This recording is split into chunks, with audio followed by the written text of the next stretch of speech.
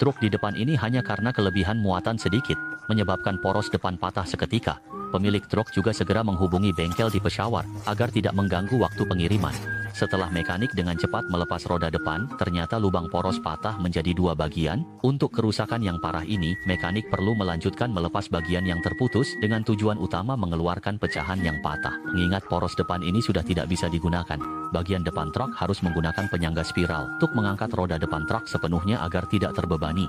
Untuk mencegah truk miring yang dapat mempengaruhi pekerjaan pembongkaran, roda depan biasanya tidak memiliki tenaga penggerak, jadi cukup melonggarkan baut dasar. Poros depan dapat dengan cepat dipisahkan sepenuhnya, agar tidak mengganggu waktu berharga pemilik truk. Mekanik juga dengan cepat membawa poros depan kembali ke bengkel, bersiap untuk mengganti poros secara terpisah. Setelah pengukuran dan penandaan yang teliti oleh mekanik, sekarang mereka akan menggunakan pemotong oksigen asetilen berkualitas tinggi untuk memotong lubang poros yang patah.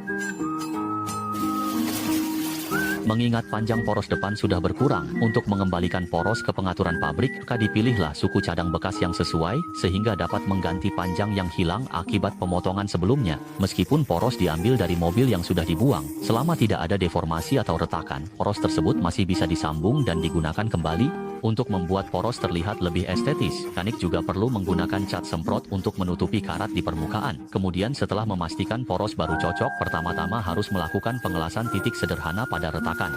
Dengan cara ini, dapat menggunakan pengukur level untuk mengukur, untuk mencegah poros mengalami pergeseran, seperti pengelasan dengan area kontak yang lebih besar ini. Mekanik akan memperbesar celah dengan elektroda, untuk memastikan bagian dalam terisi penuh dengan pengelasan. Inilah alasan mengapa satu sisi harus dilas sepenuhnya. Harus memastikan kekuatan pengelasan. Sudut poros tidak mengalami pergeseran. Setelah pengelasan penuh yang teliti oleh mekanik, juga perlu memukul untuk menghilangkan lapisan obat di permukaan. Namun, karena permukaan las sangat kasar, bekas las yang menonjol perlu dihaluskan. Meskipun kepala poros depan sekarang sudah disambung, kuatan keseluruhannya masih belum memenuhi persyaratan penggunaan. Untuk meningkatkan kekerasan kepala poros, tukang perlu memanaskannya dengan arang. Tujuan utamanya adalah melakukan proses tempering pada kepala poros, hingga dapat menghilangkan tegangan internal yang dihasilkan saat pengelasan. Kedua, daya tarik dan ketangguhan kepala poros dapat meningkat secara signifikan. Telah menunggu pendinginan selama setengah jam, agar pemilik kendaraan merasakan pengalaman dengan suku cadang baru, tukang juga perlu melapisi permukaan dengan cat dasar anti karat. Ini tidak hanya dapat mengurangi risiko berkarat di masa depan, tetapi juga membuat cat berwarna lebih terlihat. Meskipun mereka tidak memiliki pistol semprot berkualitas tinggi, hasil kuas tukang juga sangat baik. Selama menunggu cat kering, perlu menggunakan solar untuk membersihkan minyak dari sudut agar tidak mempengaruhi arah putar sudut.